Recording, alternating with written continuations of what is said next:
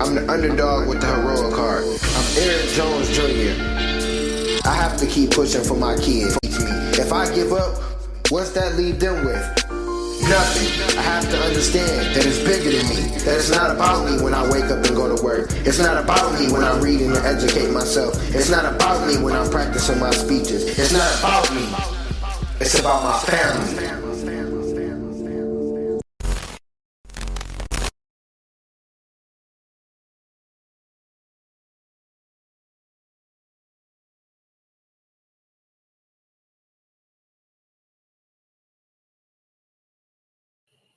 Hi, welcome to Crowns Corner, the broadcast that not only bring you the top car reviews, but also bring awareness and funds for the rare genetic disease called P10.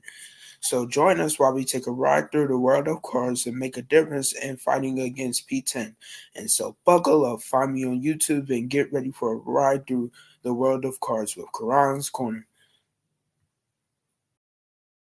Hey, you're now tuned in to Underdog Talk. I'm your host, Eric Jones Jr., the underdog with the heroic heart, and I have conversations with successful underdogs. And today I have Sampson Levingston. How you doing today, sir? Good, man. How you doing? I'm honored good. to be here, dog. That's good. Honor for you to be here. You enjoying the spring weather that we got here? Yeah. I mean, I work outside for the most part, so okay. I like when the weather's nice. I'll do it in any weather, but I do enjoy when the weather's nice for sure. Yeah, we definitely haven't had. As soon as spring forward, winter came. I don't understand. I'm still confused. Right. Before we get into today's episode, episode is brought to you by Christian Dewan. That's my clothing line, me and my son. You can go on the website, christiandewan.com, and get t-shirts, hoodies, sweatshirts. The Underdog Talk podcast merch is on there, so you can get that. If you use the promo code Underdog Talk, you get 15% off. So, before we get all into what you do now, I looked up and you was kind of good in football back in the day. So, was that your dreams and goals? Is that where you saw yourself going to the NFL? Or was that just something you did as a kid? I think, I realized I was good at football kind of like mainly in high school and realized it would be an opportunity to get my college paid for. And of course, yeah, it'd be great to go to the NFL.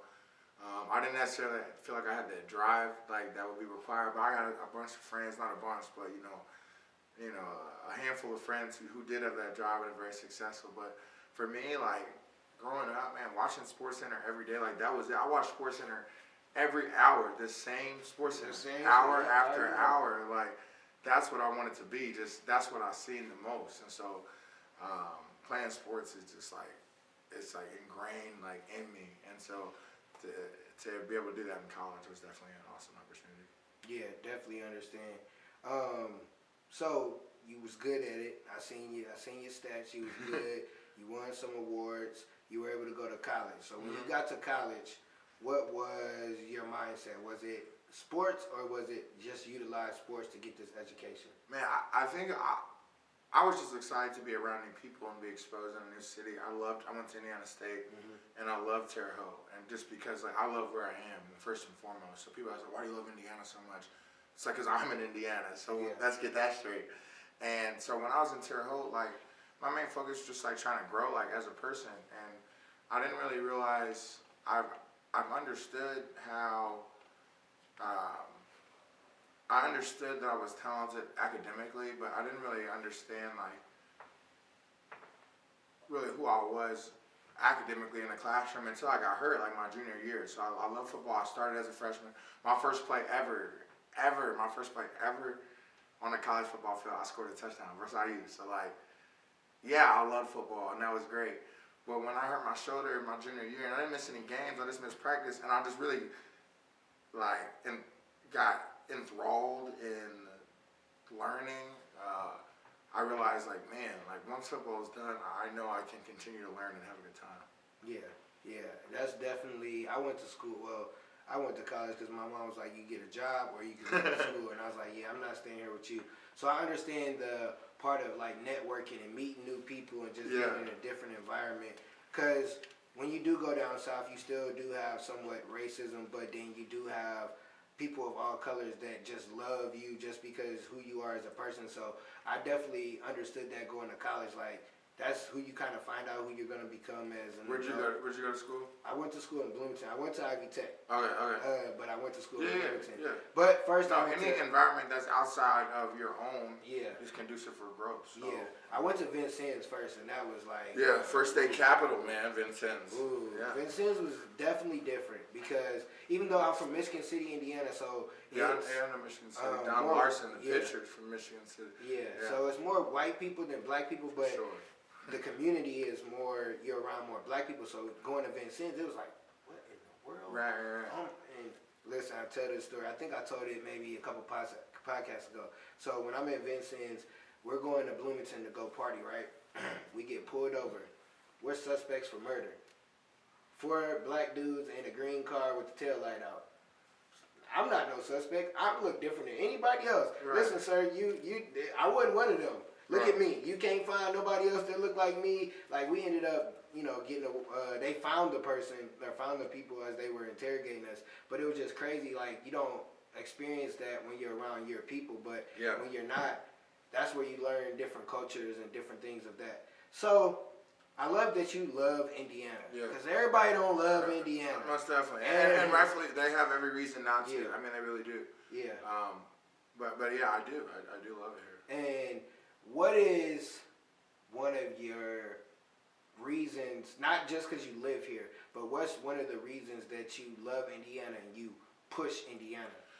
Because when you're from a place and you take pride in a place, you need the rest of the world and even the people within your own community to know that there are people here that care, people here that take pride in our future, people here that are looking to understand our history, and we can't be silent about that. And so, if I'm going to be in Indiana, I'm going to be advocating and talking about what's been going on and what we can do to help improve that. And so for me, it's just like there's no other way. I couldn't be here with a negative attitude or upset or combative in what's going on. Like, I see Indianapolis as this wonderful place where you can make change where you want to, and I feel like I found my space in that.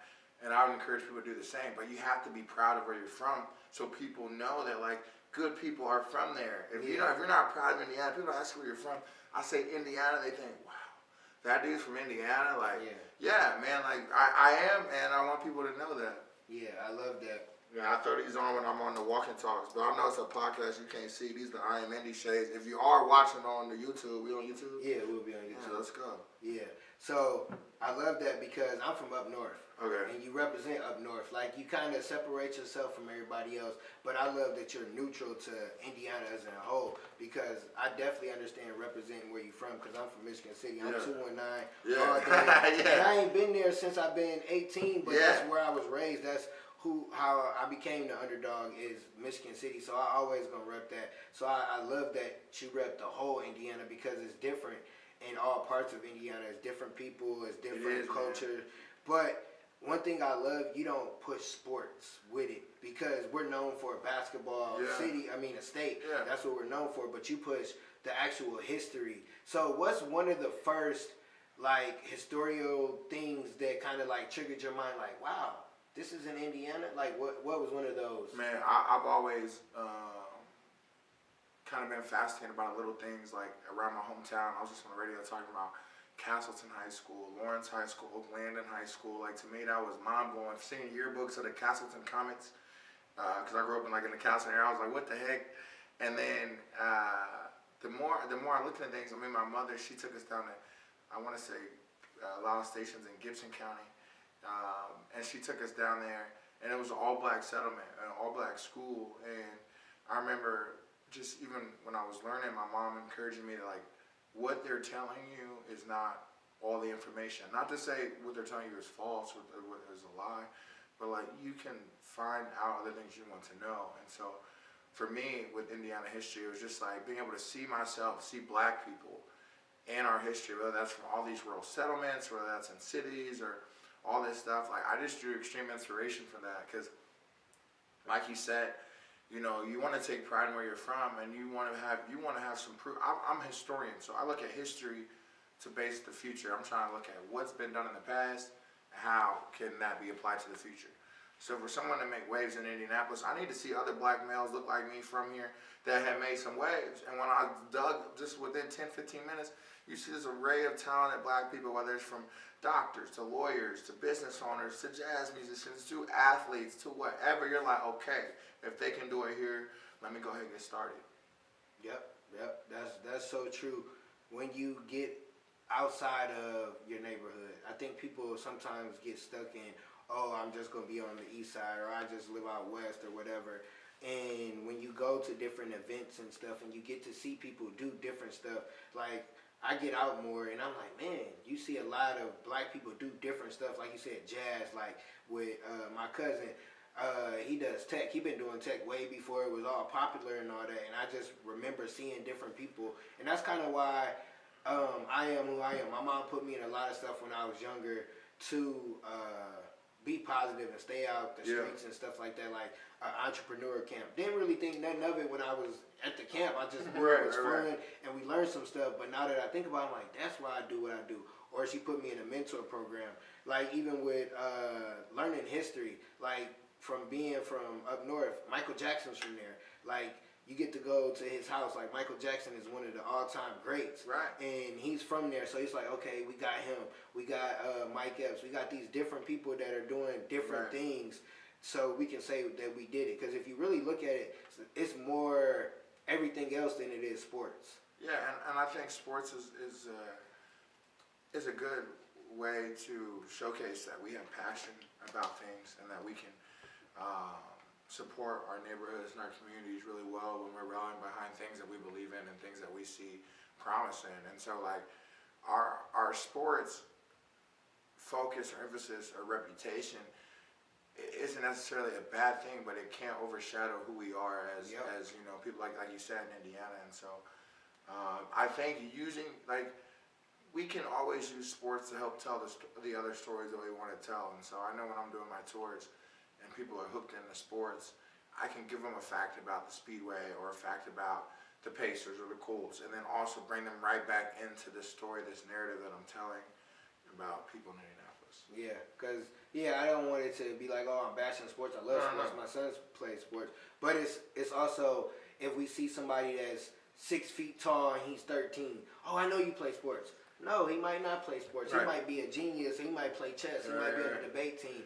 So we can't always look at, we don't have to look at sports as the scapegoat now. Like, we can do anything. Like, we got, you're an activist, I'm a podcaster, I speak, I'm a teacher, we got a videographer. We're all black men in here. And now a young man could look and be like, oh, I could do that. Because sometimes people don't look at the background stuff. Like the videographer, people don't understand. That's who creates whoever you watch and look at. That's because of their videographer. It's not because of what they said. It's because how the content was put together. So it doesn't have to be someone that's out there. Because I'm sure knowing a lot of history, it's a lot of people behind the scenes that are great human beings that changed the world, and nobody knows them because they were behind the scenes. So, what do you think about Black history tying with history, since history is your thing? Yeah, to me, it's just all one history, and if it's easier for people in their mind to categorize me as a Black historian, then so be it. But for me, I am telling history, and I'm telling history of the people that look like me. And so, I'm a Black man, and I understand that, and so I'm talking about Black history. But I'm also talking about all aspects of Indiana history and how it's tied together, and how there is no way to separate this history and tell a complete story. There's no way to talk about just Black history and tell a complete story. Talk about just European history and tell a complete story, LGBTQ history.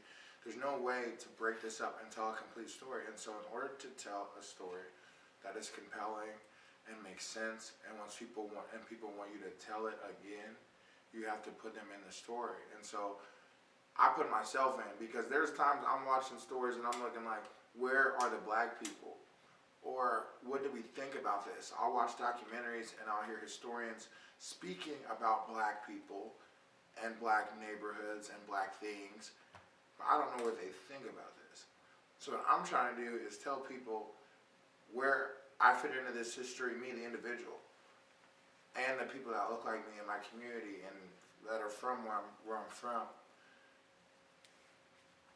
And I want people to understand that, like, this story that I'm throwing myself in and throwing our history in, it's incomplete without black people in it. Like, it just truly is incomplete. And so, like, I think that's what I'm kind of rambling here about.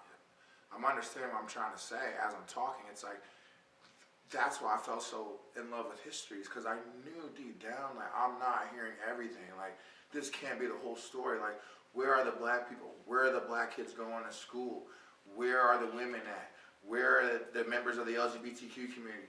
Where are disabled people? Like, where are these people at that I know have always been around, and we're going to flip through these history books and act like they didn't exist? Yeah. And so for me, it was like, okay, man, I'll look into black people, and I just thought, okay, most people must know this. If we're not talking about it, it must be general knowledge.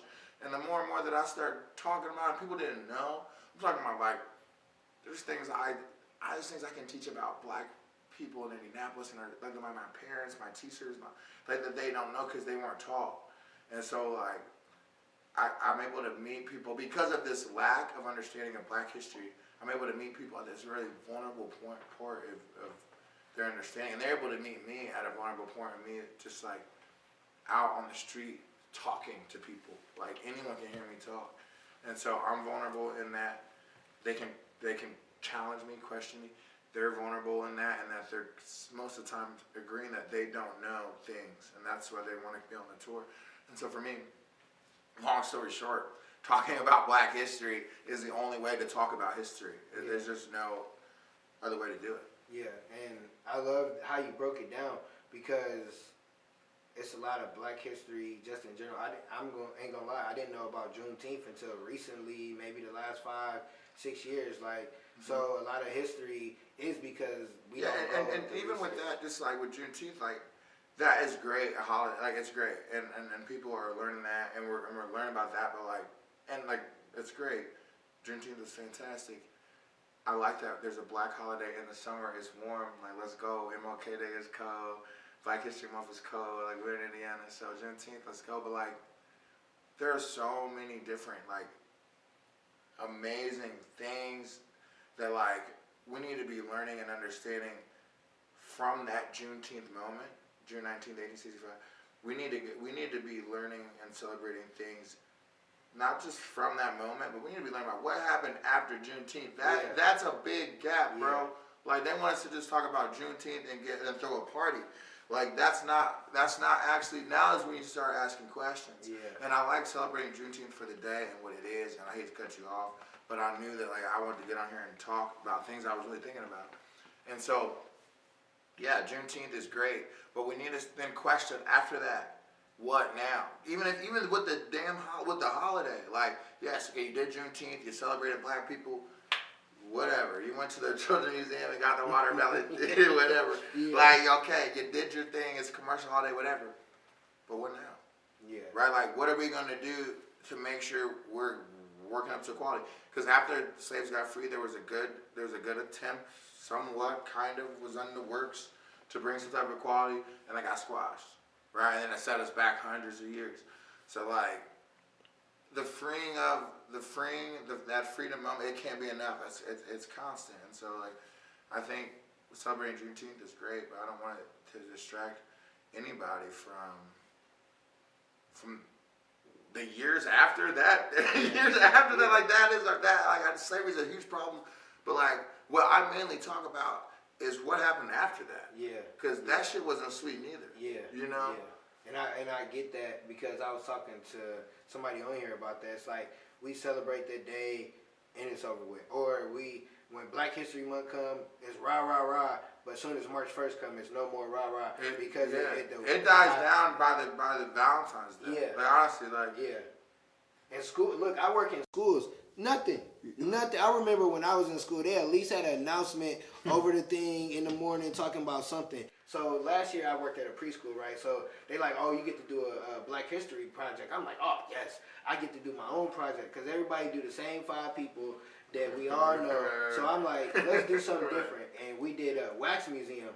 And the people I picked like Barack Obama, Eric Thomas. I picked like people of now, because people are like, oh, Black history is back. No, we're all Black history. We're all doing something that's dope, that's never been done before. So we're all Black history. If you look at it, like the stuff that you're doing stuff that they were doing back then, but you're doing it in a different way. Then you have social media to tie along with it. So people look at, we got the same old people. No, we're creating history because down the line, when our great grandkids, they get to look back and see what we've done. We've helped them because of our ancestors. I think it's kind of like sports. It's like each generation has its own great players. Right. Just let it sit there.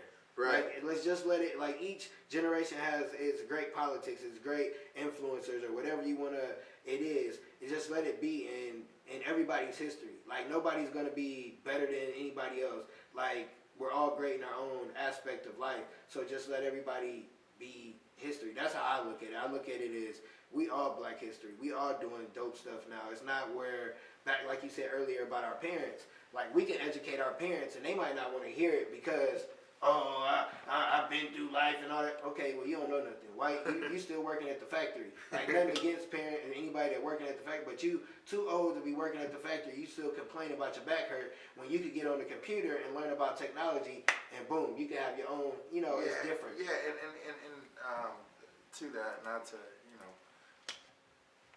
I just think there's tremendous value, and I feel like I may have misspoke when I was talking about how there's things I teach my parents and my grandparents and whatnot. I think that there's still a lot that like I'm learning just from their stories and their narratives, and them not.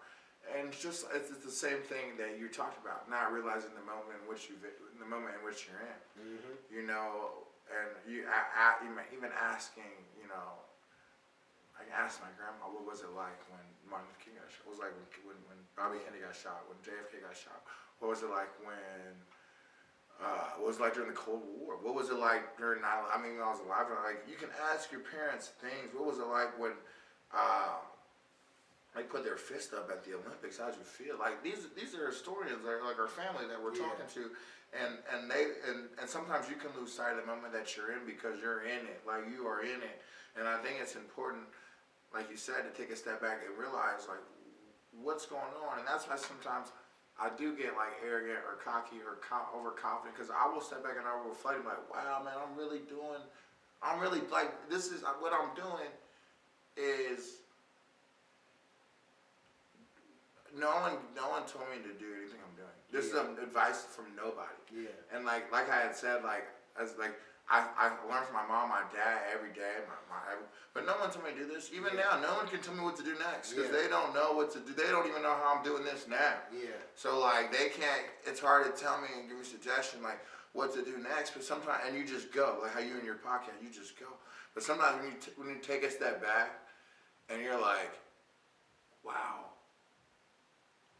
I'm making history. I talk about history every day, but now I'm making it, and it's cool. And then I am humbled by it, but also like I understand what I'm doing and how I'm doing it, and I think it's cool as hell. Yeah, it is, because just like when we have grandkids, they're gonna be like, what was it like when Sandra Bland got killed? Yeah, George Floyd. Yeah, and all those different things. So that's why I say each generation has its own thing, and we can't look at one different. Like the older generation can't look at the younger generation and be like, oh, well, they don't know nothing. They deal with way more different stuff than we did as kids. Yeah, like, it's so much. It's so different, and that's like what you learn like with history, like whether it's busing, which it didn't like really officially get in Indianapolis till 2016. Like, there's just different things at play. Like you said, growing up in Michigan City, around your neighborhood, you didn't really see too many. You were around a lot of black people. You said, okay. So no, let me tell you. So I lived in an all-white neighborhood, but so I had to associate with them, but my friends were black. Okay, almost kind of like a different story, but like there's people who grew up in Indianapolis in the 1950s, 60s, 70s, even now. Yeah. They don't see white people, man. They don't know. They don't interact with them. They don't. Yeah. They won't be exposed to another neighborhood or another group of people until they may never, man. Yeah.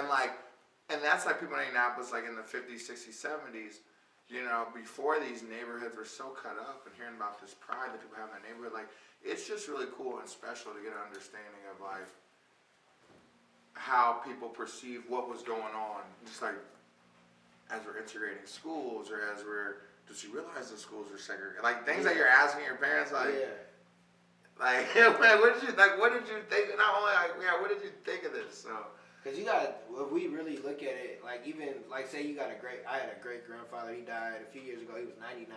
Mm-hmm. Just to think about what he started off with, all the way until now, of what he's seen and all the different stuff he had, and he was in the wars and all those different things, and then to be with technology and probably never had a cell phone. Right. And my grandma never had a cell phone. Like she didn't know nothing about technology, nothing about none of that. But it's like you said, you ask those questions and it gives you chills to hear what they had to deal with, because we might not have to deal with it in the same aspect as them, but we still have to deal with certain stuff of the police. Like now it's like, they didn't get killed, they got beat. They got killed, but now it's like when we're probably in the same age group. And I'm 27. Oh no, well I'm 10 years older than you, so we're not. But, you're good though. You're good. So like when it was like if you're driving while black, you get pulled over. Yeah. Now if you're driving while black, you might die. Right. No, and really. It's a whole different times of that, and with us understanding and being able to talk to our great-grandparents or our grandparents or even our parents to understand what they had to go through. Like, the kids now have they have this thing called a smartphone. They have everything in the palm of their hand. Ain't wasn't no way back in the day they had to go sneak to go learn. Like, Frederick Douglass had to teach himself how to learn just to make it. And look at where we're at now. You can go on YouTube University and get a degree and have a job, rather than going to school where it was a struggle to go to school. That's the crazy. That's when you look at it. That's mind blowing. So when you look at Indiana's history, from your perspective and what you've learned, what would you say Indiana is? Like if somebody was to ask you, what's the state of Indiana like throughout our history? Indiana is.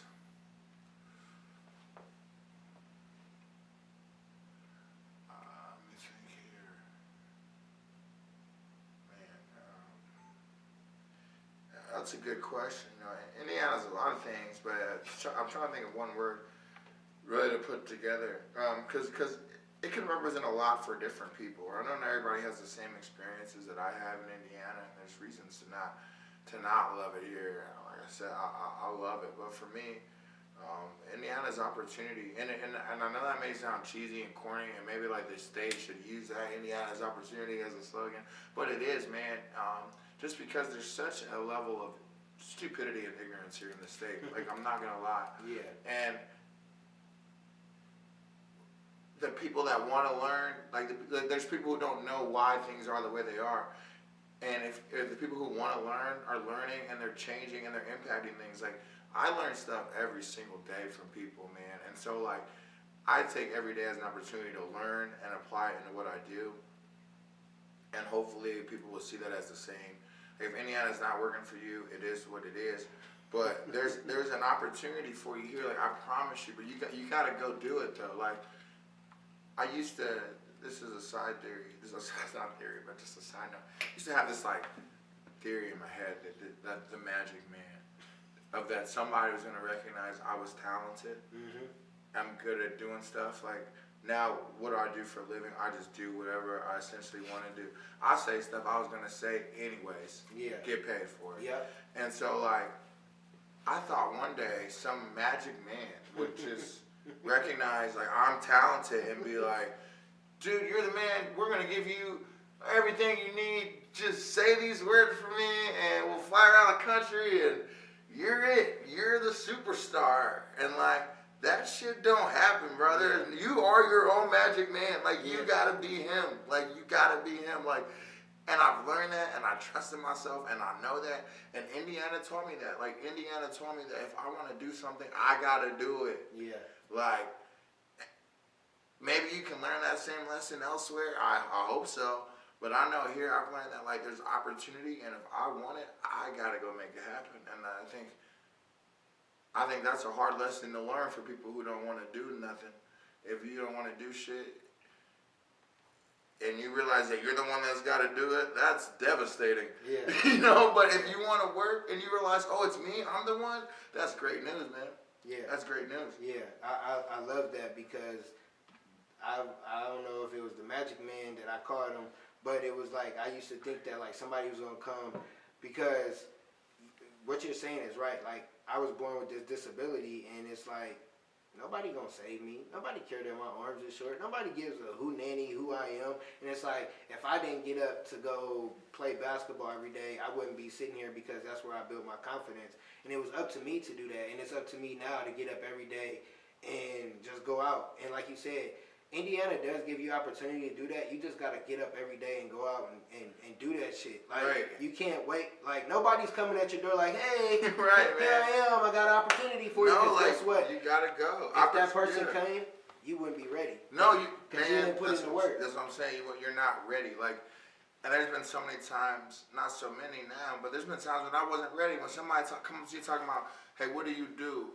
Like, man, I'm trying to do this. I got no proof that I do it, but yeah, man, I'm not ready. Like, you gotta be ready, man. Like, you gotta be ready because it's a small, big state, small, big city. Like everybody and everybody. So once I knew this when I started this, I knew that there was a group of people. I don't know who they were. Yeah. But if I met them, I'd be all right. Mm-hmm. And I did meet them. You know what I'm saying? And so it's like. But you meet them by showing up and being ready. When somebody needs something, I deliver, man. There's never a time where I don't deliver. And that's why I wanted to come on this podcast. Because I'm like, I don't really do a lot of podcasts. Because most people really don't know why they want to talk to me. They just know other people want to talk to me, so they figure out they do as well. But like this dude's talking about, like, he's an underdog. Like, I feel like I respond to that, like, underdog mentality. Because, like, when you are the underdog and I can flip my head any type of way. I can look at myself as the top dog or the underdog. Mm-hmm. But when I'm in that underdog mindset, I know that there's people who don't think I'm about to deliver, and I'm about to deliver. Yep. Or whether I'm in the top dog mindset, people are paying for a speech, they're about to get a great speech. Yep. And I think that just comes from like understanding that like I am the one that has to do it, and I will get the credit, and I can sleep well at night knowing that. Yep, that's true.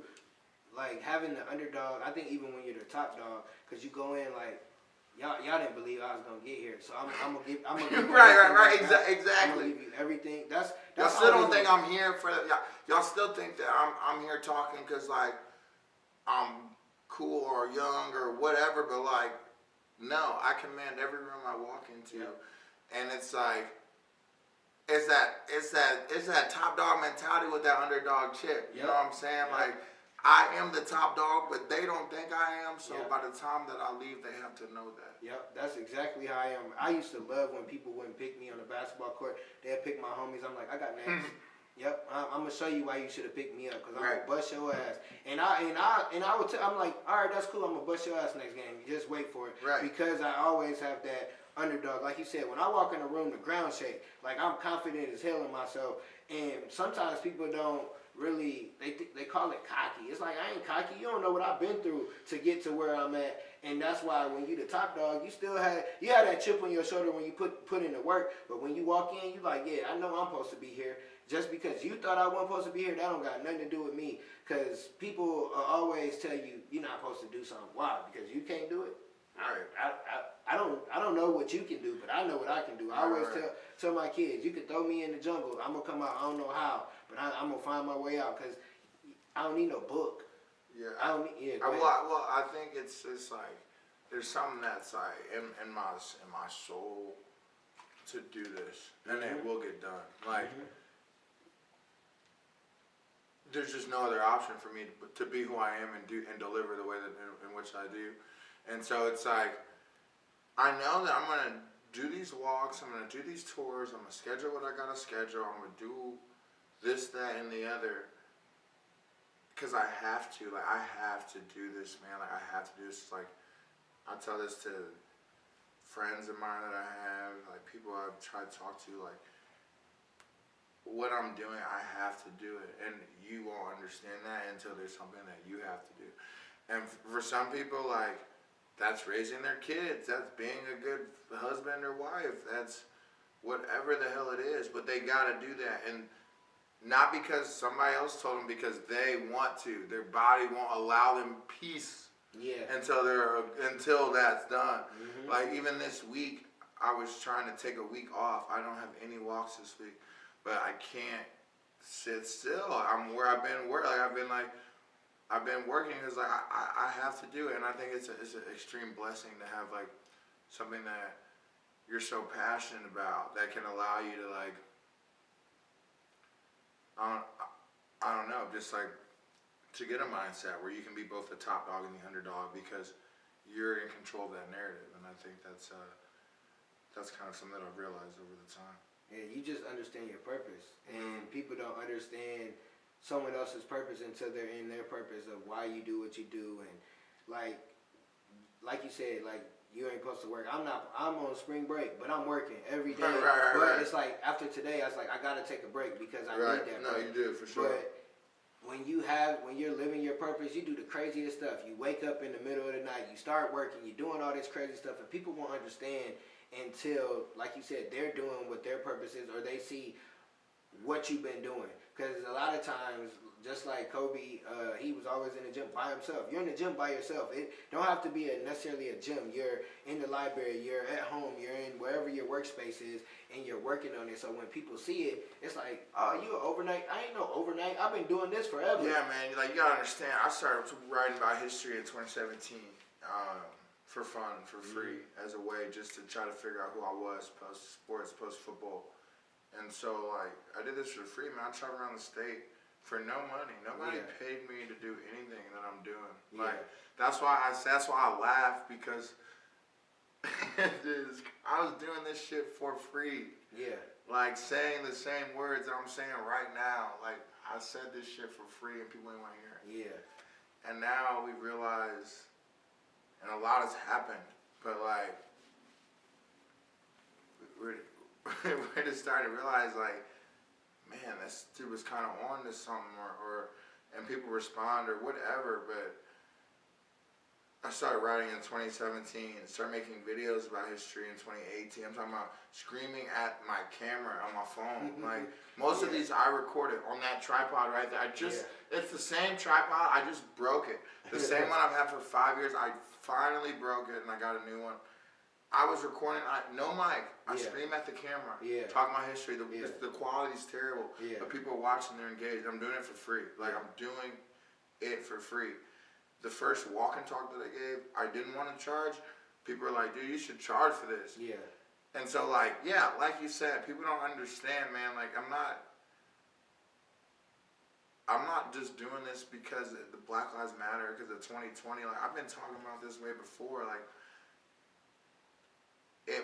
it means something to me to do this. Like, that's why I fight people so hard. And I'm like, you need to raise your prices. Like, you need to shut the hell up, dude, because I did this shit for free. Yeah. Before you talk about raising my prices, what I need to do is speak to people. Yeah. I'll figure out what I get paid later. Yeah. What I need to do is speak to people, and I know if the price is too low, I know that. But like, I don't know what the hell you do. I wouldn't do it for free.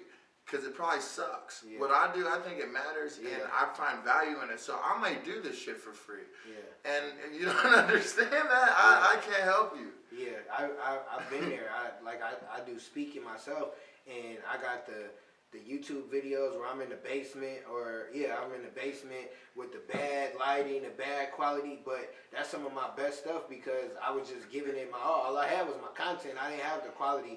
I started off podcasting on the phone, and now I'm in the studio, so it's like you work your way up to where you're charging what you're worth. Because like those people that say, oh, you should charge more, they probably don't even work in the industry. They probably don't know what it takes to be a speaker to get paid, or all those different stuff that goes behind it, because speaking is one of the most fulfilling things I love to do. And like you said, I do it for free. Like, I've been doing it for years. I don't want to put out the message that I speak for free. No, listen, I get what you're saying, because people don't understand.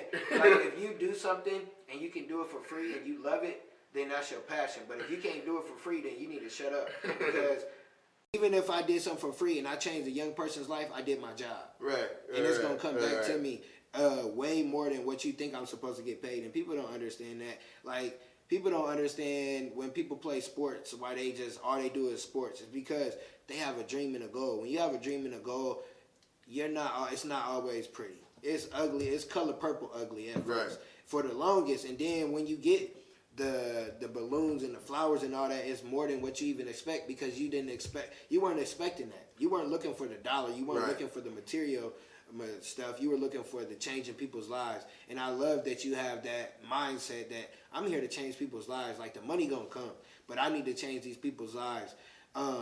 So we've been talking about the walks. We haven't talked because some people might not have known who you are. Yeah. So you do walks and talks. Explain that. What is that? Yeah, so walk and talks or walking history tours all across Indianapolis. I'm going to be up in Carmel next month, actually, doing my first tour in Hamilton County. But what they are is an active conversation about our history, who we are, where we're going, how we got to where we are. And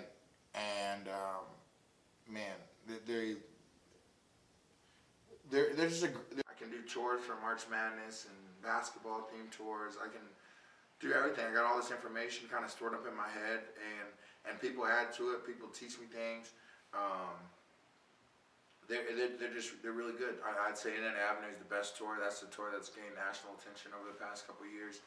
I don't really want to rank my tours, but I love it. I love Indiana Avenue. They're all cool in their own way. And Monument Circle is one I only do wintertime. Butter, only do that. Or Stutz tour, I only do during Butter. If it's still going to be there, I don't know what all they're doing. Newfields, I do. Those are about to start again. But man, like, I can almost tear up talking about how much I love the walk and talks, too. Yeah. Like, it's awesome. I love them. Yeah. Like, I would recommend everyone come on a walk and talk. I can't state that. Can't state that enough. Yeah, definitely. I definitely was gonna come this past weekend, but my son ended up having basketball. Bro, it was windy. You're good. Like I said, I got you. When you come, just let me know. I'll take care of you. You know, for man. I definitely want to. That's something like that's dope. I think like someone black teaching history is dope, and you take people. Oh yeah, it's dope. Yeah, like, no, like for real, like.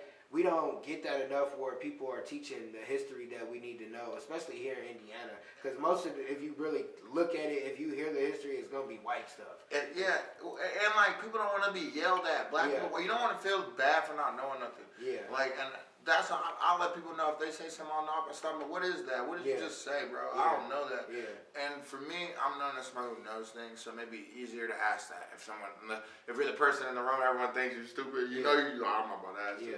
But like, so I got comfortable doing that, but I've always been that way, and so like I've understood how I like to learn. Like, how do I like to learn? Yeah. So I teach in a way that allows people to respond in a way that I like to learn. Like everything I do is based off how I like to teach. How I like to be taught is how I teach. Yeah. How I like to learn is how I try to give people an environment to learn. How I like to see, look at history, talk about whatever. Like, there's no script, man. I'm not talking. If we're dudes on the tours from Connecticut, we may talk about the state of Connecticut for 30 minutes. Yeah. Like, I'm just trying to meet people where they are. Yep, I'm definitely the same way. I learn from asking questions, and I ask questions all the time. That's why I do a podcast, because I have all kinds of people on here to ask questions and learn from different people and hear different people's story. Because sometimes people, they'll come to me and be like, oh, my story is like amazing or whatever, but then it's like, man, I know some people's story that's way crazier than mine. So I definitely understand, and that's how when I go to speak to kids, like I speak to them how I learn, because I don't learn from reading no book and none of that. I learn from someone telling me. It's face to face, none of that reading books, all that kind of stuff. That everybody doesn't learn that way. So when you understand how you can learn, that's how you communicate. And that's why I communicate. People be like, why you ask so many questions? Because I'm learning from you. Like, I interview people without them even knowing, just because that's who I am. And people be like, why you always that? That's just me. I interview people almost every week. So that's just who I am. And I'm sure when anybody talks to you more than, maybe even within the first 5 minutes, you're talking about history and what you do because you love it. And I can tell from the passion and how you talk that you love it, and it's something that people here in Indianapolis, or if you visit Indianapolis, you definitely should check out. And have you been talks with the All-Star weekend? Yeah. Okay, So because I was gonna say, because that's next year, and that would be dope for you to be able to have people like come in and you teaching people. Yeah, so I'm working with the All-Star. I'm working with the swim committee too. Like I was telling the Pacers All-Star, like, man, y'all gotta pay me to be on this committee, but no, I was just giving them a hard time. So I like Pacers Sports Entertainment a lot. They're good people. I emceed the Fever game, so I did last season. I don't know what we're gonna do this year. Like, I'm not tied to nothing necessarily. My feelings don't be hurt, but I do enjoy watching the ladies ball. But yeah, I want to be involved with All-Star. I will be involved with the swim trials when they come, and so I just like I like when something comes to the city I'm thought of just as an individual. That's cool. That's super dope. Like when someone comes in, hey, we need to get my mans with you. Yep, you need to holler at him. And that's where I want to be. Like when people come in and they be like, oh yeah, we got a podcast. Yep, that's the podcast. Right. Because networking is like the best thing that you can do. So I don't know. We done talked about a lot. I usually ask for 3 tips. I'm trying to think of what are 3 tips that people can do to learn about Indiana history. Man, okay, let me say this. This is great question. This man said 3 tips to learn about Indiana history. Here's what I would encourage you to do. In your neighborhood, look at the school names. We're in the old school right now, bro. You know that right now? We're in Old Manual High School. We're in old school, right? Old Indianapolis High School right now. School names, church names, street names. Like, that's it. Figure out who your street's named after, why it's called that. Figure out what the school is named after, why. Your school's named after whoever. Harry E. Wood. This is Wood Training School. Figure out who that was. Like, was he racist? Was he gray? Like, learn that. And the street, the school, and the church. Because around churches, old church, you see a big old church that been there for a minute, like, man, the people who went to this church walked here. So what did this neighborhood look like? Because, like, churches in 1910, people didn't drive to. You walked to church. So, like, look at the church. Like, oh, this is a black church. And you look around and you see nothing but parking lots and interstate. Oh, yeah, I know what they did here. They wiped out this neighborhood. And so the church, the school, the street, those 3 things, man, like, what I just told y'all, that's how I do the walk and talk. Come on, there's secrets going on right now. And, like, just you saying that, I never even thought of that. I never thought to know why or what school or anything of that. So I'm going to actually do that. Look up where the street and this is the craziest thing. So, the street is Henry Street that you got to turn in here. That's the street I grew up on. Okay. So, like in Michigan City, I grew up on Henry Street. So what if it's the same Henry? What if it's the same? Like, it may not be, but what if it is? Like, dang, this nigga's on the move. He was down here making, Michigan, like, stuff like that is cool to me. Yeah, it is. That's cool to me. Like, I'm going to look that up to see, like, wonder why, like, the podcast is... Okay, so check this out. Michigan City. Michigan Road in Indianapolis. So we're talking about roads. You know where Michigan Road will take your ass? Michigan City. US 421. Yep. That's that. That's Michigan Road. It takes you to Michigan City. So, like... you think but like it's little things like that. And once you start piecing them together, you're able to tell people that, like, I'm getting chills now because I'm like, how I'm teaching. Like, that's what I like to do. Like, because I can tell it's like somewhat clicking for you. So it's like, okay, if I can tell people, Michigan Road takes you to Michigan City, like, or Pendleton Pike takes you to Pendleton. Like, I got them. Now listen to this story about black people. It's you reeling people in because like, you got me like, man, wait a minute, that I never even thought about. I know 421 gets you to Michigan City, but I never thought. That's what Michigan Road is. It's 421. And then people will be like, you live in Indiana or you live in Michigan? No, I live in Indiana. The biggest prison is the state prison is in Indiana. Right. Or the beach, the only beach. Everybody keeps talking about these beach. No, you gotta go to Michigan City to go to the beach. Like, so those tips are great. I always ask this, and it throws people off sometimes. But I need a quote. It could be your quote. It could be a quote you live by. It could be a quote you saw today. But I need a quote from you. Oh man, I'm gonna go with the quote from Etheridge Knight. I actually got the quote tattooed on my leg. It says, "We dreamed of doing, but cannot bring ourselves to do." And for me, and I'll repeat it: we dreamed of doing, but cannot bring ourselves to do. it's like about opportunity. Like it's almost like a negative connotation because it's saying that like it didn't get done. Mm-hmm. But for me, I flip it in my head knowing like I dreamed of it, and there's pain knowing that I couldn't do it. Like that's why like I have to do this because I'm doing it. I'm dreaming of this right now. Like man, like I just did. I just drive around. I talk about history. I play basketball. I come sit down here in these hoops. I go to schools. This is the perfect life for me. Like I dreamed of this, but I had to bring myself to do it. Yeah. Like it's how I try to remind my friends, my homies, like you got like I said, man. Like, and I don't want to cry, but I am a crier. Like yeah. I get emotional about birds. I love birds. About like I'm not crying because I'm happy and I am. In that moment, and it's like, yeah, dude, I am doing. Yeah. But I know that there's also like, I have things and aspirations I'm not doing. There's plans I want to do. I like working with Maxie and that for nothing. I want to start a tour at the shop. That's nothing more than me sending an email or just shooting them a text. But I know, like, okay, let me get some stuff ready, make sure I'm ready to do all this. You know what I'm saying? But that's one of them things we dreamed of doing. And then when I bring myself to do that, when you see the first Massive Ave tour that starts in that nothing, you'll be like, damn, he told me he was gonna do that. Yeah. You know, so like. And that's the same thing with the podcast. Like, I had dreams of having a studio. I'm in one. Now the next step is having my own studio. Right. To have it however I want.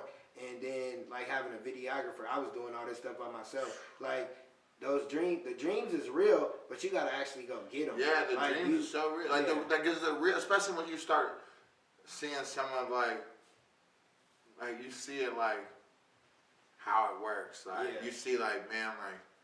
This is actually going how I thought it would. Like,